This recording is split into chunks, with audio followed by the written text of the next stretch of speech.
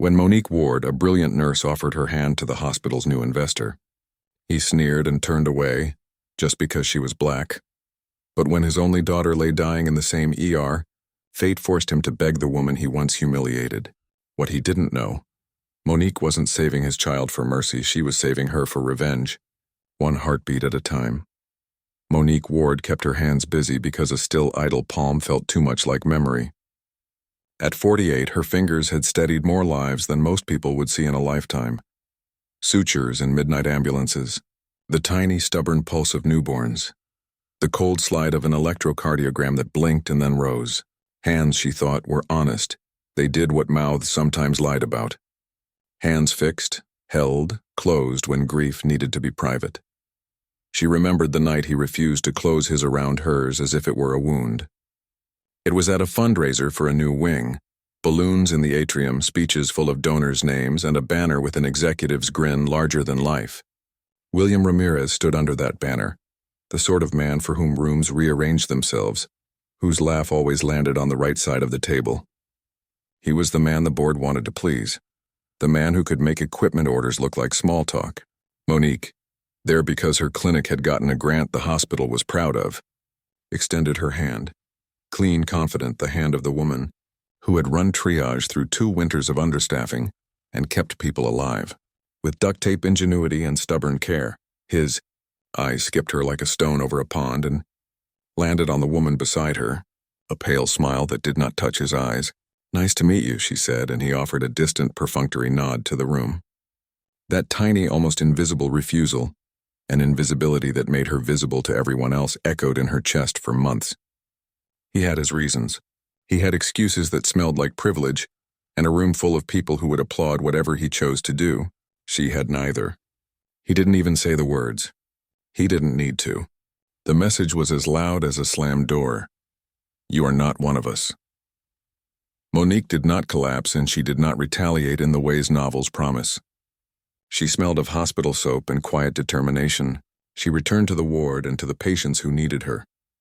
When her small clinic lost funding the following year and a board member suggested she look for opportunities elsewhere, he had been the one to cut through doubt with the kind of bureaucratic finality that ruined lives with a signature. She had watched the people she served fold inward, like paper left in the rain.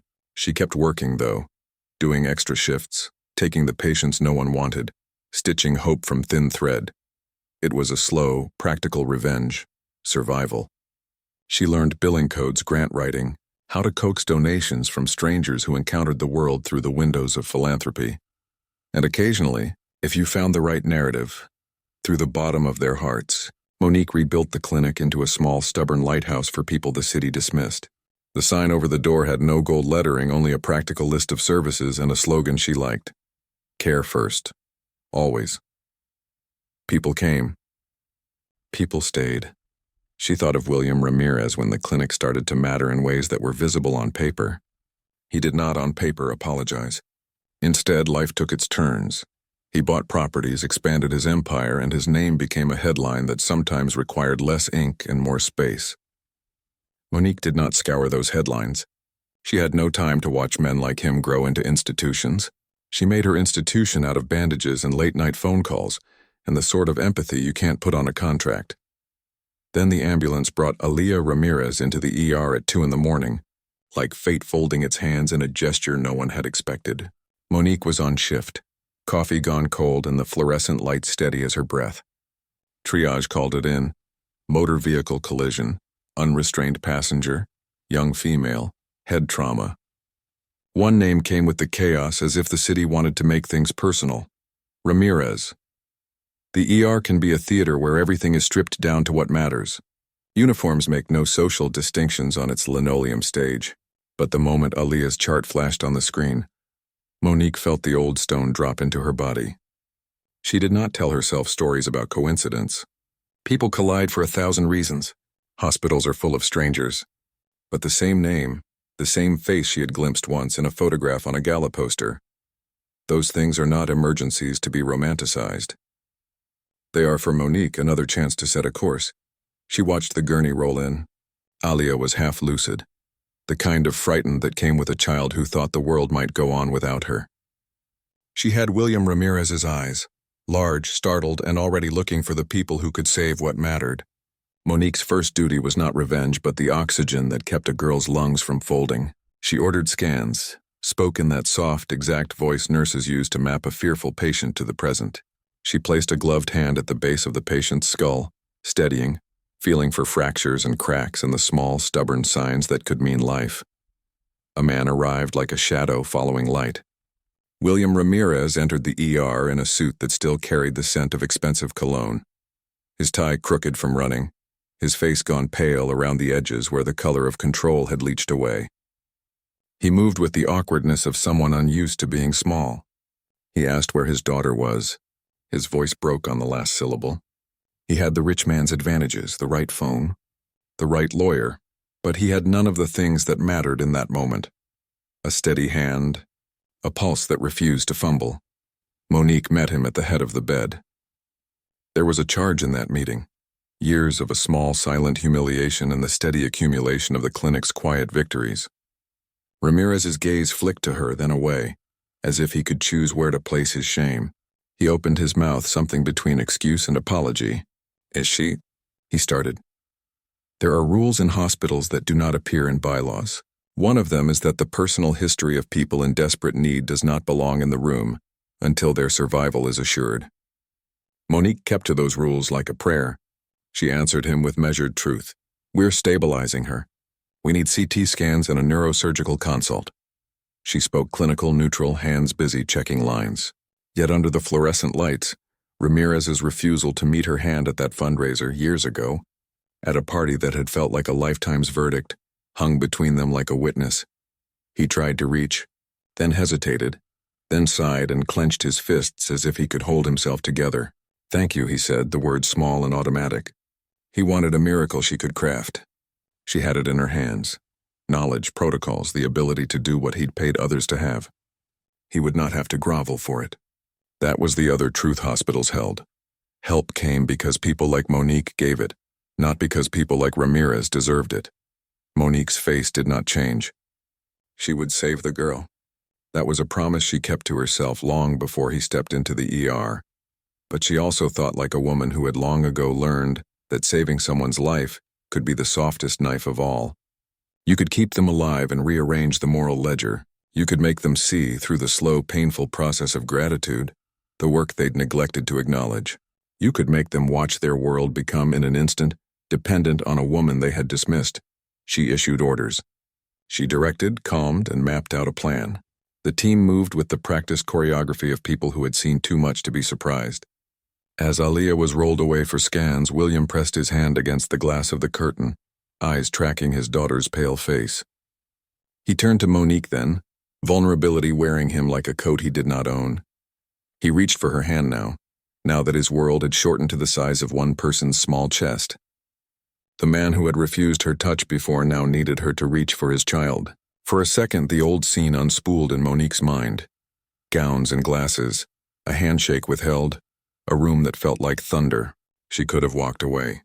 She could have left him to the consequences of the choices that made him think he could choose who deserved a hand. But she had never let cruelty be the measure of her care. She tightened her jaw, and the plan in her mind, quiet, meticulous, patient, began to click into place. Saving a life was not the end of a story. For Monique, it was the beginning. The fluorescent lights buzzed overhead as dawn crept into the ER, painting everything in pale exhaustion. Monique Ward had been on her feet for 12 hours, but her body had long ago learned to move without permission. She'd seen every kind of blood and every kind of prayer, yet there was something about this girl, Aaliyah Ramirez, that pressed a cold coin of memory against her chest. The girl's CT scan lit up the monitor in sharp grayscale, a linear fracture along the temporal bone, a small subdural bleed, bruised ribs, and a heartbeat that fought like it understood its own stakes. The trauma surgeon stood beside Monique, speaking in clipped medical shorthand. "We'll have to monitor intracranial pressure. No immediate surgery, but she's on a thin line." Monique nodded. "I'll stay with her. She'll need consistency." She said it like protocol, but what she meant was control. When she entered the recovery room, Aaliyah was still sedated, her head bandaged, her lips pale. Machines hummed like an orchestra tuned to fear. Monique adjusted the IV line, checked vitals, wrote notes with steady hands. She didn't pray, she didn't need to. Her faith had always lived in discipline. Then the glass door slid open and William Ramirez stepped in like a man dragging his own ghost. The night had stripped him of his shine. His tie was gone, his shirt untucked, and his eyes, those same eyes that had once glanced through her, were bloodshot with guilt. He stopped by the bed and stared at his daughter, swallowing hard before he spoke. How bad?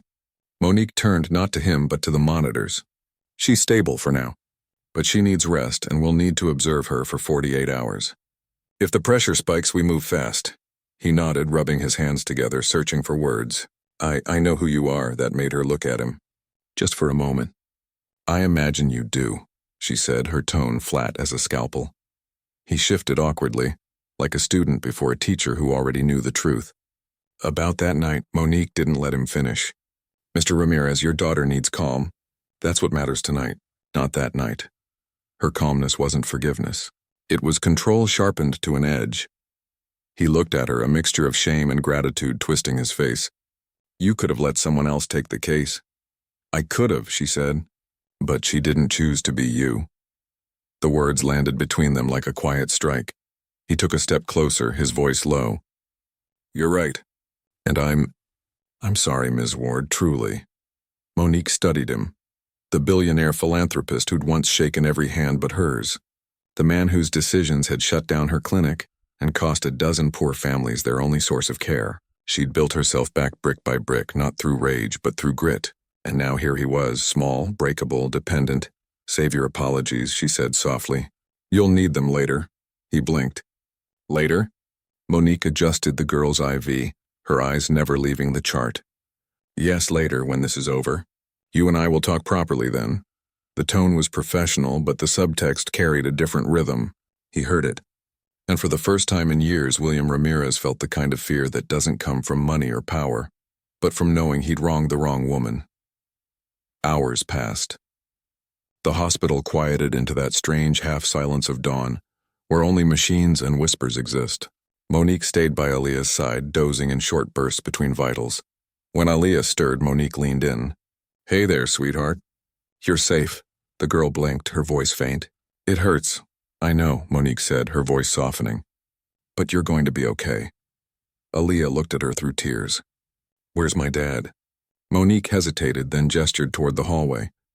Through the glass, William sat slumped in a chair, head in his hands. Right there, she said quietly. He hasn't moved since you came in. Aaliyah managed a weak smile. He gets scared easy. Monique smiled faintly too, though it felt heavy on her face.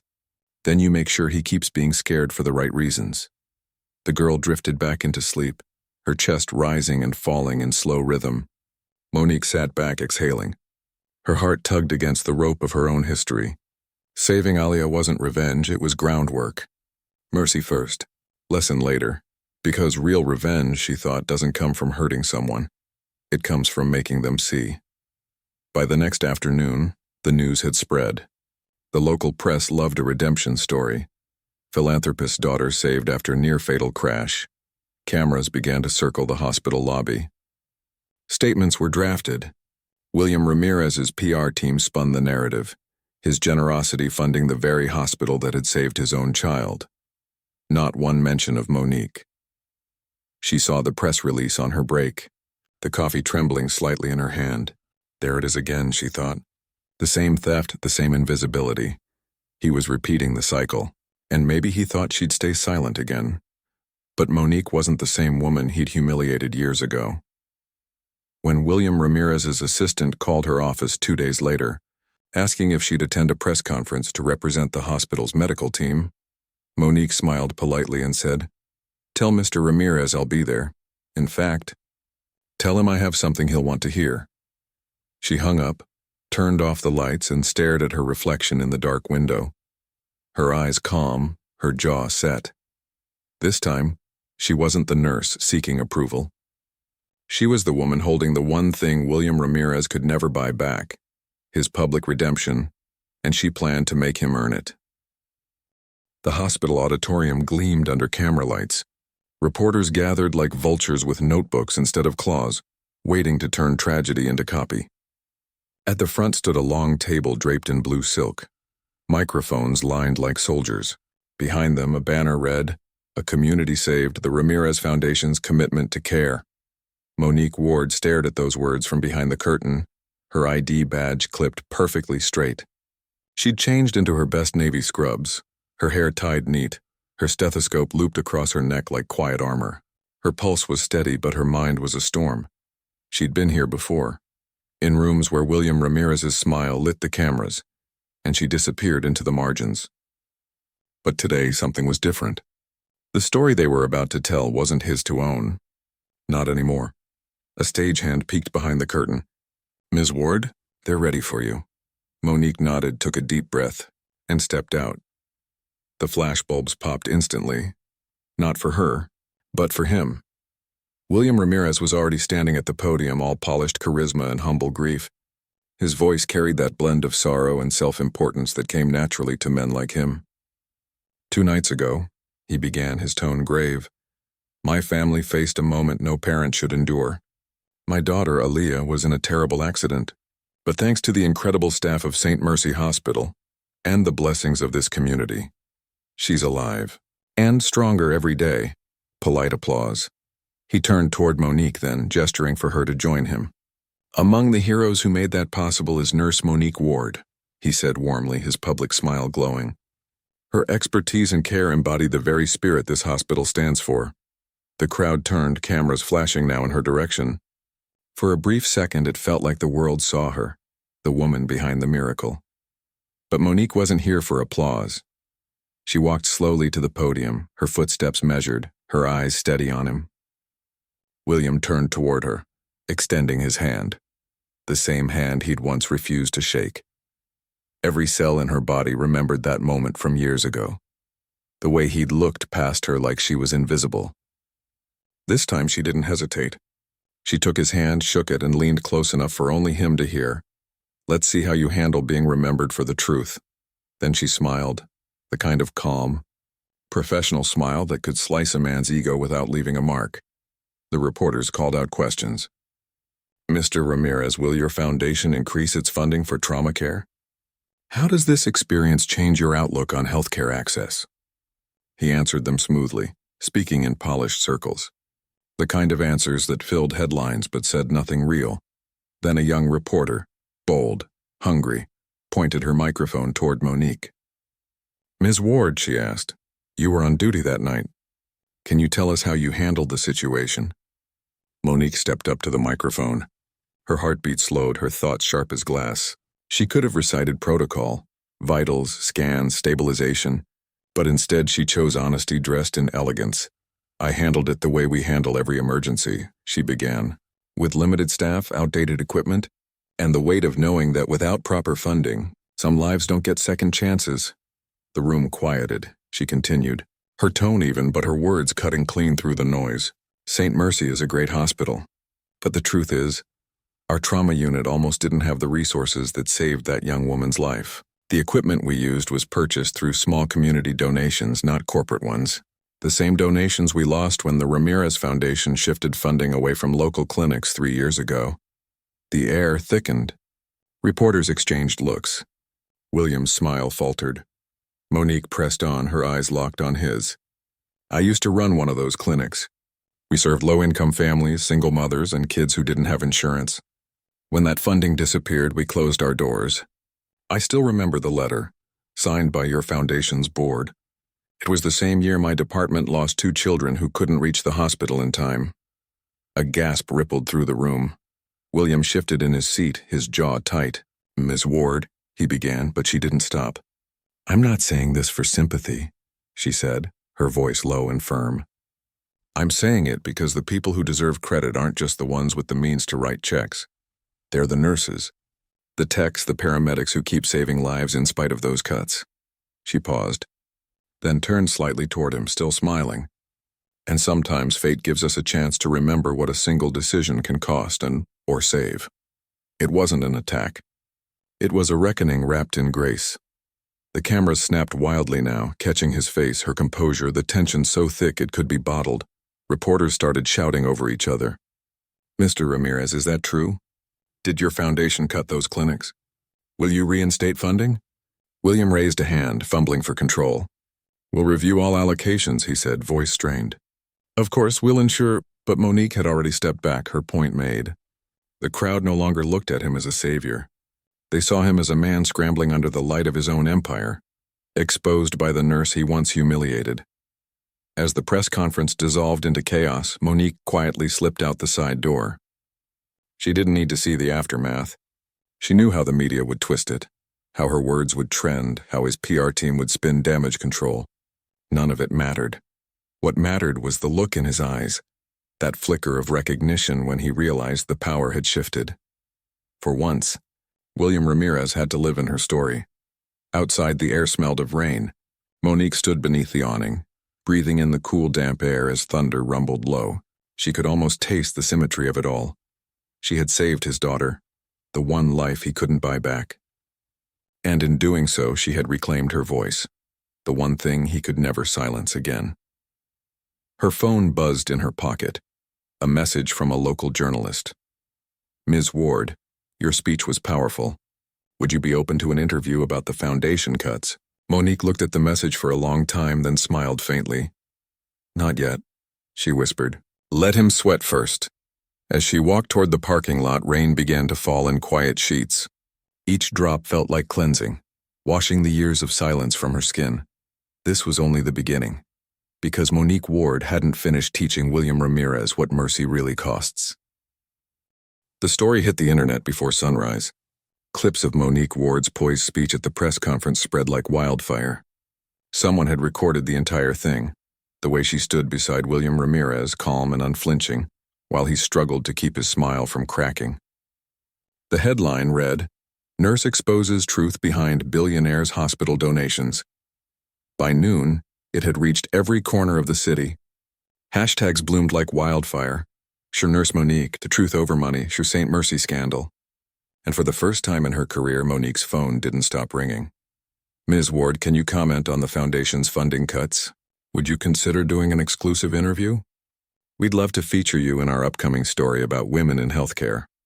She turned down every request with the same measured grace. Not yet, she told them. I'm still working, and she was. But not in the way anyone expected. She wasn't chasing the spotlight, and she was building pressure. Every day she stayed silent, curiosity grew. Reporters dug deeper. Former clinic workers started talking. Families who'd lost loved ones when the clinic shut down began to share their stories online. The truth had a way of finding air once someone cracked the seal. Across town, William Ramirez sat in his penthouse office, surrounded by the hum of damage control. His PR team worked like surgeons trying to stitch up a wound that wouldn't stop bleeding. Sir, the optics are terrible, his communications director muttered. She's being called a hero. Every attempt to discredit her backfires. William leaned forward, his jaw clenched. She's a nurse, not a politician. This will fade. But it didn't. By week's end, St. Mercy Hospital had to announce an internal review of its donors and funding policies. The city council requested financial statements from the Ramirez Foundation. And investors, spooked by the growing public outrage, began quietly withdrawing from his real estate ventures. Monique hadn't said a single word since that press conference, yet she was dismantling his empire with silence. That Friday, she finally accepted one interview request. A small local radio show hosted by a soft-spoken journalist named Imani Reed. The segment aired live at 7:30 p.m.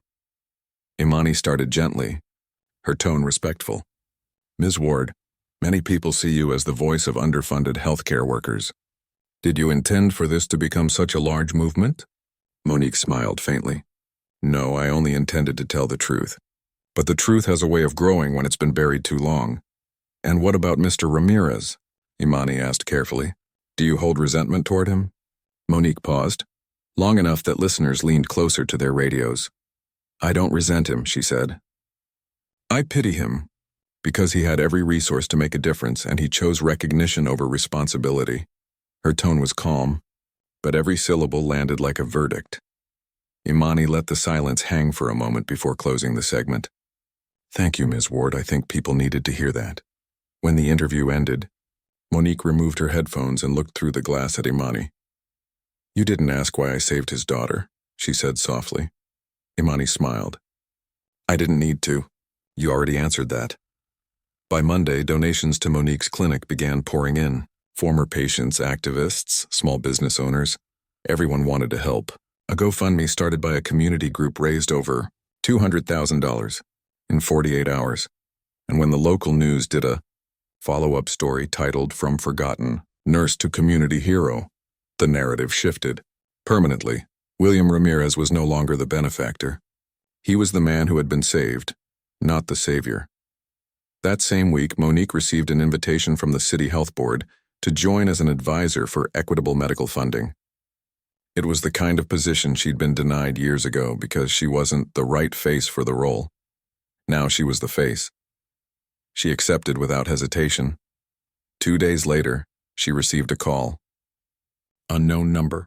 She almost didn't answer until instinct told her she should. Ms. Ward? The voice was low, brittle. Mr. Ramirez. There was a pause. A long, heavy silence filled with things he didn't know how to say. I didn't call to argue, he began. I called to ask, what you want. Monique's eyes drifted toward the window. The city lights shimmered on the glass, a mirror of all the years she'd been overlooked. What I want, she repeated slowly. I already have it. I don't believe that, she smiled. You will, he exhaled sharply. You're destroying everything I built. No, Mr. Ramirez, she said evenly. I'm revealing what you built. There's a difference. Her voice softened then, not out of mercy but precision. I saved your daughter's life. And now I'm saving something else, the truth. What you do with that is up to you. Before he could respond, she ended the call. That night, Monique stood outside St. Mercy, the same hospital that had once been her cage. She looked up at the glowing sign, the hum of city lights around her. The wind smelled like rain again, the same cleansing scent that had followed her since the night of the crash. Aaliyah was recovering well. The girl had even written her a letter, sweet, shaky handwriting thanking her for not giving up on me.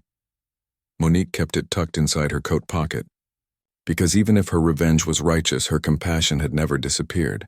She didn't need to ruin William Ramirez completely. She just needed him to live long enough to watch her become everything he once said she could never be. In the distance, sirens wailed, a familiar soundtrack to her life. But tonight they sounded different. Not like chaos, like confirmation. Monique Ward smiled faintly, turned away from the hospital and walked into the rain. Her war was no longer loud. It was elegant, and it was far from over. Morning light spilled across the city like a quiet apology. The storm of media frenzy had settled into something sharper, momentum. Monique Ward wasn't just a nurse anymore. She was becoming a symbol, the woman who had spoken truth to power without raising her voice. Her photo now hung on bulletin boards in clinics across the state, not as propaganda, but as hope. And for the first time in years, when Monique walked into St. Mercy, people stood a little taller around her. Young nurses whispered her name with pride. Doctors nodded with respect. Even administrators, those who once looked through her, now spoke to her carefully, aware that every word might matter. It wasn't fame she wanted. It was leverage. 2 weeks after her radio interview, Monique received an invitation to speak at a public health equity summit in Washington, D.C. It wasn't a small conference. It was the kind where senators listened, cameras rolled, and ideas turned into policies. Her first instinct was to decline. Public life wasn't her stage. But then she thought of all the years she'd spent begging for supplies, the nights she'd stitched wounds with expired thread, the faces of the families turned away when the Ramirez Foundation closed her clinic. If power had finally opened its door, she wasn't walking in as a guest. She was bringing everyone who'd been left outside with her.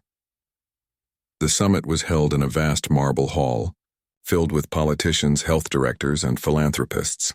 Banners read, "Healing the Divide, a Future for Fair Care." When Monique stepped onto the stage, the crowd quieted.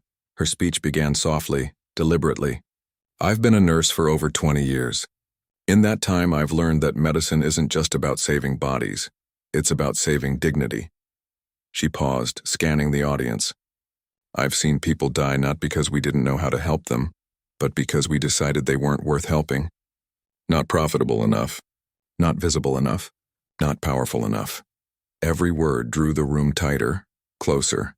And yet, she continued, her voice steady as a pulse, I've also seen what happens when compassion refuses to bow to hierarchy. When truth stands up in the face of money. That's why I'm here. To make sure no one's survival depends on a donor's approval again. The applause began slow, then surged like a wave. Cameras flashed. Lawmakers nodded. For once, she didn't feel invisible. Later, in a private meeting room, the deputy health commissioner approached her. Ms. Ward, she said, we're putting together a task force on healthcare equity, a new initiative to redirect state funding to underserved communities. We'd like you to chair it. Monique's heart stilled. Chair it. Not just advise, lead. She thought of the night she'd been refused a handshake, the man who'd dismissed her, the board that had cut her clinic's funding, the lives she'd held together when systems failed. Yes, she said simply, I'll do it. That evening, news broke across the networks. Nurse Monique Ward appointed to lead state healthcare reform initiative. From ER to executive power, the voice that changed the system.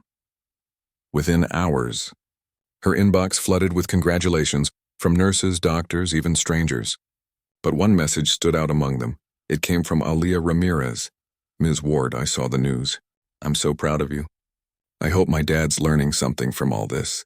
I know I am. Monique read the words twice, then closed her laptop. For a moment, she let herself feel it. Not triumph, but something gentler. Vindication wrapped in peace. Because in saving Aaliyah, she hadn't just saved a life. She'd rewritten a legacy. Meanwhile, across the city, William Ramirez watched the same headline from his office. The woman he'd once refused to acknowledge was now the face of reform, her name being spoken in rooms where his once commanded silence. Every time he tried to rebuild his image, Monique's truth appeared in the background like a shadow he couldn't shake. He'd tried ignoring her. Then he'd tried controlling the story. But now he understood. She didn't need to fight him anymore. The world had already chosen sides, and she'd won by simply being right. Months passed. The Ward Initiative, as the press called it, began transforming the healthcare landscape. New clinics opened across the state, free, fully funded, and named after communities, not corporations. When reporters asked why she refused to name any after herself, Monique only said because it was never about being seen. It was about making sure no one else gets erased. Behind closed doors, though, she kept one framed newspaper clipping on her office wall. That photo from the press conference. William Ramirez, pale and uneasy. Herself standing calm beside him, owning the room. Not as a trophy, but as a reminder.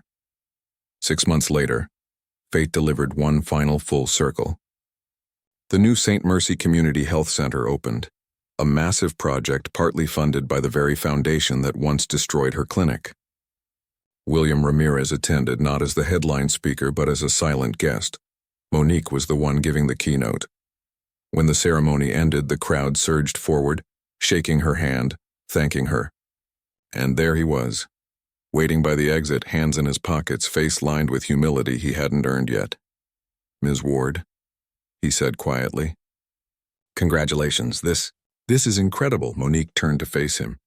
The years between them felt like a lifetime. Thank you, she said calmly. It's what you helped inspire. He winced because they both knew what she meant. Then for the first time she offered him her hand. Not as a test, but as closure. He took it. Slowly. Gratefully. And this time, he didn't let go too quickly. That night, Monique stood on the steps of the new center, watching the lights flicker on one by one. The city stretched out before her, alive, awake, hers. Revenge hadn't made her cruel. It had made her whole. And in the end, her greatest triumph wasn't that she'd beaten William Ramirez. It was that she no longer needed to. The first snow of winter fell outside the new St. Mercy Community Health Center, soft and silent, dusting the glass windows that bore Monique Ward's touch in every design. The open lobby, the children's reading corner, the small garden where patients could sit between treatments. It had been 1 year since the day of the press conference that changed everything. 1 year since Monique turned her humiliation into a movement. But today she wasn't here for cameras or policy meetings. She was here for something quieter, something that reminded her why she'd started in the first place. She was teaching. Always look at the patient, not the chart, Monique said, her voice calm but commanding. Machines can tell you numbers, but eyes will tell you truth. A dozen young nurses stood around her, fresh uniforms, nervous energy, notebooks in hand. They listened like soldiers before battle. One of them, a bright-eyed intern named Kendra Cooper, raised her hand. Ms. Ward, what do you do when you're tired of fighting the system?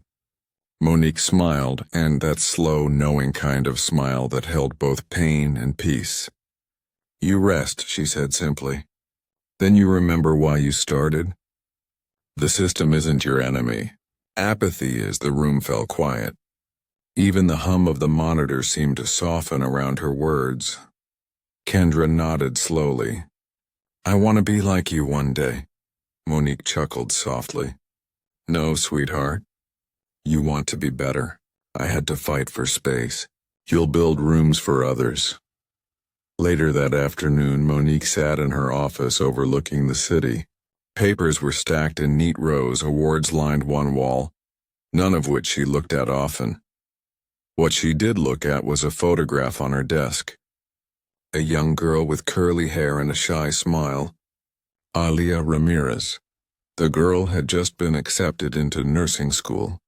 The card that came with the photo read, You showed me what saving a life really means. I want to spend mine doing the same.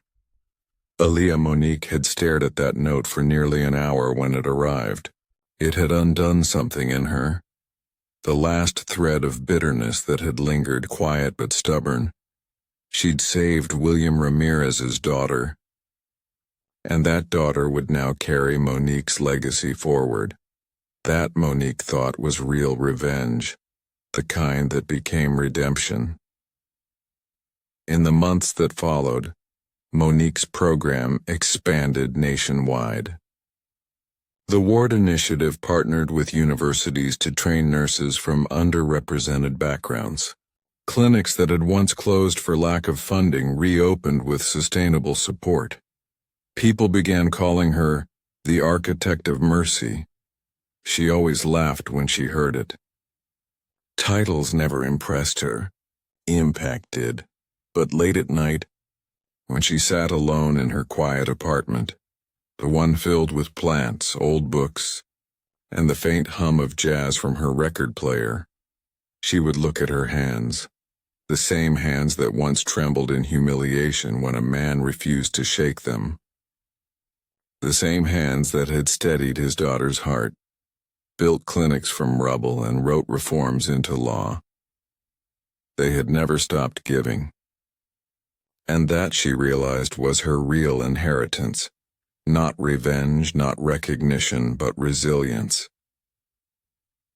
One evening, as the city lights glimmered through the snow, she received an unexpected visitor. When the receptionist buzzed her, Monique almost didn't believe the name. William Ramirez. He waited in the lobby, older now, the sharpness gone from his suit, humility sitting on his shoulders like a winter coat. When Monique walked out, he stood quickly, nervous. I won't take much of your time, he said softly. I just wanted to thank you. For Alia, for everything. Monique nodded, calm but distant. She's doing well, he smiled faintly. Better than well. She told me she's joining your program after graduation. She'll make a good nurse. She will, he said, and for the first time, there was pride in his voice that had nothing to do with money.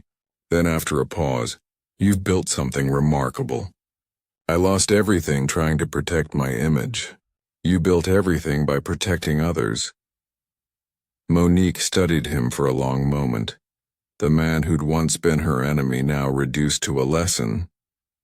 Sometimes, she said quietly, life doesn't take what we deserve.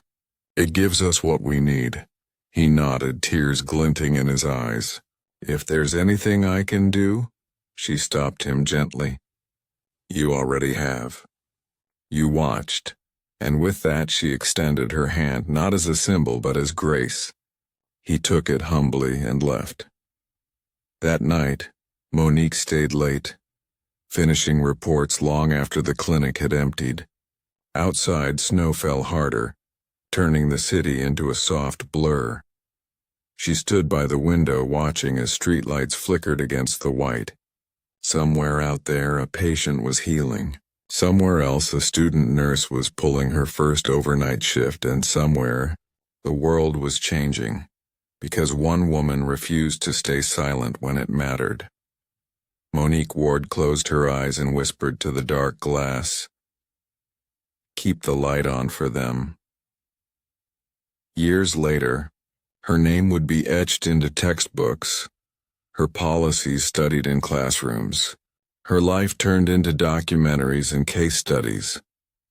But none of those things mattered to her, because true legacy, she knew, wasn't written in stone. It lived in the hands of those who carried it forward. And when they asked who Monique Ward was, the nurses she'd trained would always say the same thing. She was the woman who turned her refusal into a revolution. The rain was soft that morning, the kind that didn't fall, just settled, hanging in the air like breath. Outside the new Ward Institute of Compassionate Care, nurses in crisp white uniforms gathered in quiet reverence. The marble plaque beside the entrance gleamed under the gray sky. In memory of Monique Ward, she healed what power broke. Aaliyah Ramirez stood at the front of the crowd, her dark curls pinned beneath her cap, her badge gleaming, registered nurse, senior instructor. She was 32 now, calm, composed, with the same fire in her eyes that Monique once had. But that morning her hands trembled, not from nerves, from memory. It had been 10 years since Monique's passing. Peaceful, they said. Heart failure in her sleep at home, with a patient chart still open on her desk. The city had declared that day Nurse Monique Ward Day. But for Aaliyah, it wasn't about the speeches or the flowers.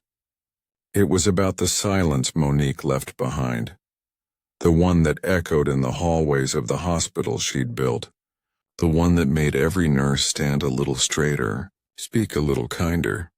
That silence wasn't emptiness. It was presence.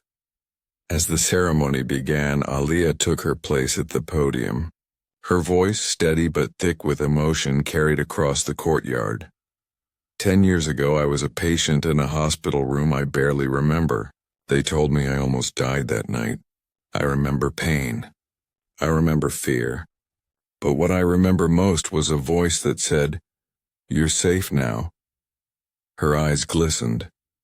That voice belonged to Monique Ward. The audience shifted, some smiling through tears, others bowing their heads. "She saved my life," Aaliyah continued. "But she did something far greater. She taught me what it means to live one worth saving." I stand here not just as her student or her friend, but as proof of what compassion can build when courage refuses to bend. Applause swelled, gentle at first, then thunderous. After the ceremony, Aaliyah walked alone through the hallways of the Institute. Each corridor bore Monique's touch. Photographs of nurses, quotes engraved in bronze, flowers always fresh on the central desk. Her favorite quote hung over the main lobby: "Hands are the first language of mercy. Use them wisely."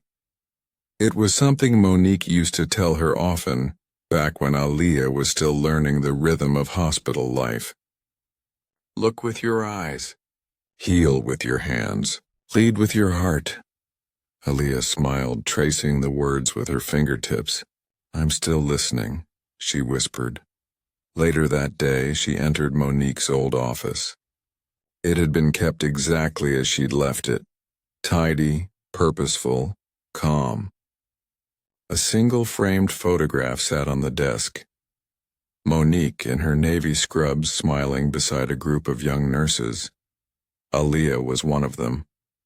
She sat down slowly, her reflection glinting in the glass of the frame. "I did it," she said softly. "The new clinic's opening next month. Free care for kids just like you wanted." Her throat tightened. "You know, my father's one of our donors now, quietly. He never takes credit. I think you changed him too." She looked toward the window where sunlight broke through the clouds, scattering across the floor like liquid gold. "Sometimes," she said, voice trembling, "I wish you'd seen what came after." Her phone buzzed then, a message from a young intern she was mentoring. "Ms. Ramirez, can I ask you something? How do you stay calm when the world feels unfair?" Alia smiled through her tears. She typed back slowly, "You don't fight the world, you fix what it breaks, one person at a time." And when she hit send, she realized that's exactly what Monique would have said. As she left the office, she turned off the light, then stopped. Monique had once told her, "Never turn off the light last. Someone out there still needs to see it." So she left it on. That night, as rain whispered against the windows of the city, a young nurse walking home looked up at the Ward Institute. Through the third-floor window a single light glowed. Warm, steady, unwavering. She smiled, pulled her coat tighter, and whispered, "She's still here, and maybe, in a way she was, in every stitched wound, in every whispered comfort, in every hand that reached for another without hesitation. Because legacies like Monique Ward's didn't die. They multiplied."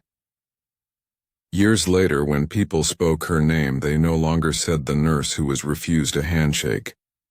They said the woman who taught the world how to hold one another again. And somewhere, if spirits could smile, Monique Ward surely did. Not from above, but from within every person who'd ever chosen mercy over pride.